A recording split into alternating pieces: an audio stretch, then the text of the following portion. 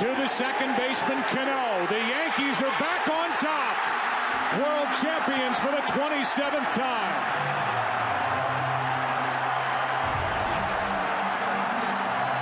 The New York Yankees are known for being a very lucrative team who doesn't hold back when it comes to paying any amount of money to get what they want. Astronomical contracts, such as Giancarlo's 13-year contract worth $325 million, inherited with the trade with the Miami Marlins, which they'll be paying $218 million of. Masahiro Tanaka's 7-year contract worth $155 million, and Jacoby Ellsbury's contract worth $153 million, just to name a few, have the pinstripes investing about $3 billion in the last decade or so. Yeah, you heard me right, $3 billion.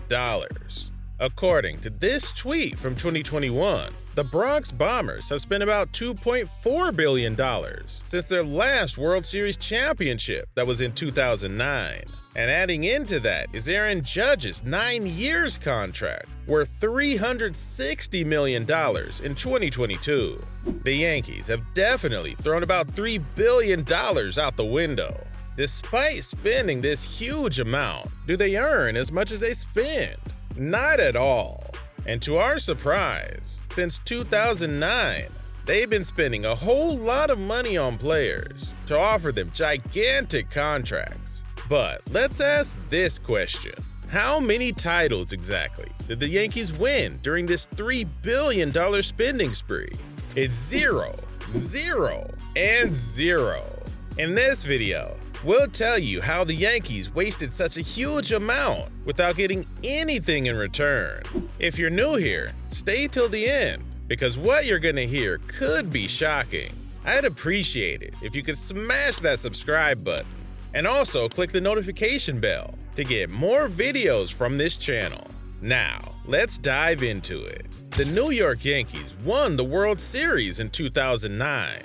Which was their 27th championship and their first since 2000 at that time. Since then, the team has spent more than $2 billion on player salaries to get back to the championship, but with far from 100% success. Since 2010, the Yankees have made the American League Championship Series 4 times, won the American League East Division 3 times, and have only won more than 100 games twice. The Yankees shocked everyone by making the ALCS when it was assumed that they'd be in a rebuilding phase after the 2016 season, but they ultimately fell to the Astros in 7 games. Many hoped that New York would build themselves up to win the World Series the following season, but they didn't, and they lost to their rival, the Boston Red Sox, in the American League Division Series. The Astros went on to win the World Series in 2017, and the Red Sox in 2018,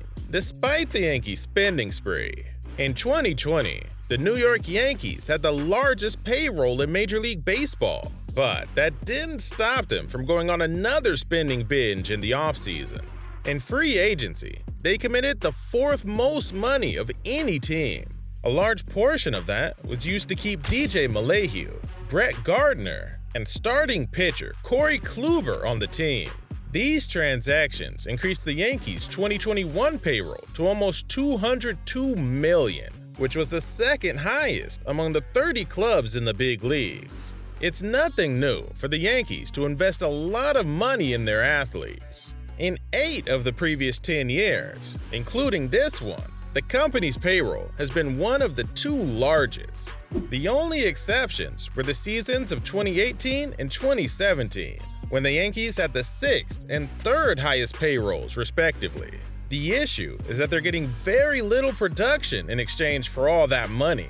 The 2021 season bears many similarities to the previous ones, with equally large payrolls. Seasons in which the Yankees stake their future on a player's past or unsustainable performance, rather than on realistic expectations for the future. Part of the core issue is age, and it's important to understand how players, especially hitters, change over time and what drives their performance. For example, more than half the players who've qualified for the batting title since 1901 have seen their highest moment in their wins above replacement production between the ages of 25 and 29.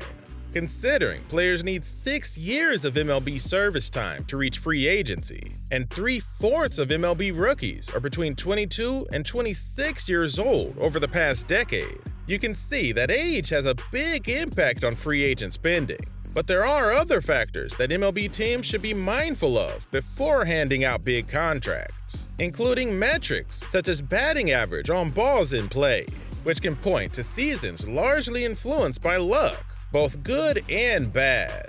For instance, players with a BABIP that's abnormally high one year, at least 10% higher than the major league average, usually have a decline in batting average the next year. But those with a BABIP that's below average experience an increase. Committing future funds to athletes who've passed their prime or benefited from luck is a bad idea. Over the last 10 years, the Yankees have essentially written the book on terrible spending practices. Back in 2013, after signing players Hiroki Kuroda, aged 39, Ichiro Suzuki, and 34-year-old Kevin Youkilis, New York had the second highest payroll in the majors at $238 million.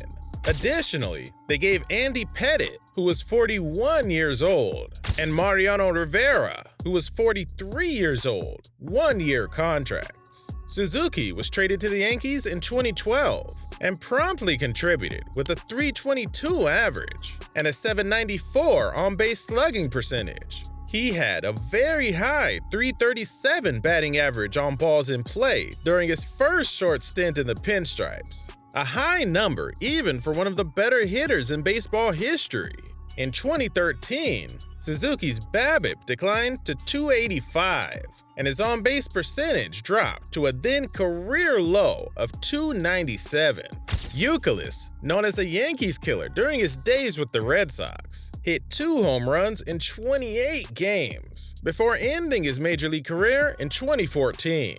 Overall, the average age of this New York free agent class was 36.4 years old, the second oldest of this decade, behind only the 2012 Arizona Diamondbacks. The net result was an 85-77 record and a third-place finish in the AL East. In 2015 and 2016, the payroll was also over $200 million. Yet, there weren't any big-name free agents acquired because the money was already committed elsewhere. The team managed a single postseason appearance over those 2 years, a 2015 wildcard loss to the Houston Astros. Fast forward to 2021, and we're still seeing the same problems in roster construction and asset management.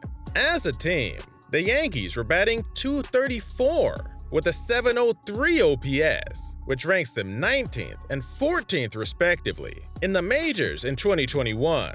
The issues of the contracts in 2021 start with LeMahieu. The second baseman was re-signed to a 6-year, $90 million contract in 2020 after he led the majors in batting average for the second time in his career. However, LeMahieu had gotten lucky in the 2020 season. Based on the exit velocity and launch angles of the balls he put in play, we would have expected him to bat .298 with a .469 slugging percentage in 2020, not .364. Also, Giancarlo Stanton, at 27 years old, hit a major league high 59 home runs for Miami in 2017, before the Yankees brought him to the Bronx. New York saw him hit a respectable 38 home runs in 2018. But in 2019 and 2020, he only played in 41 of the 222 games. Comparing him with some of the Yankees' biggest deals, Corey Kluber pitched well for New York in 2021, including a no-hitter in May. However, he left his next start due to throwing shoulder stiffness and was later placed on the 60-day disabled list. After coming back from his rest, Tampa Bay signed him to a contract worth $8 million on the 1st of December 2021. The Yankees are facing a possibly franchise-altering winter after another successful regular season that ended in playoff disappointment, their 13th straight year failing to reach the World Series. This is also related to Aaron Judge's future, which we'll go over in a moment. Some of the team's most ardent and outspoken supporters aren't comfortable because they fear that the Yanks, whose present team has become somewhat cold and has not had much playoff success, might also fail to make it this season. But with the hope of signing Judge already on another contract, this season could be different because adding another $40 million or so annually to his previous contract for 8 years or more is outrageous. So, fortunately for New York, or unfortunately, depending on how we look at it, they have a lot of their core position players under control this season and for future seasons. The payroll situation in 2024 and future seasons. As we said earlier, the Yanks already signed 2 huge contracts with Cole and Stanton through 2027, but there'll also be some relief coming soon, with Donaldson's money coming off the books after 2024. Looking ahead, the Yankees have roughly $104 million committed to the payroll in 2024 and 2025, $95 million in 2026, and $80 million in 2027. One thing that would help the Yanks in a big way is if prospects Anthony Volpe and Oswald Peraza develop into at least big league regulars soon, if not stars. Both players could help make a serious impact as early as 2023. Let us know what you think about the spending spree of the Yankees. Thanks for watching. Have a great day, everyone, and make sure to click on this link right here for an interesting video. See you soon.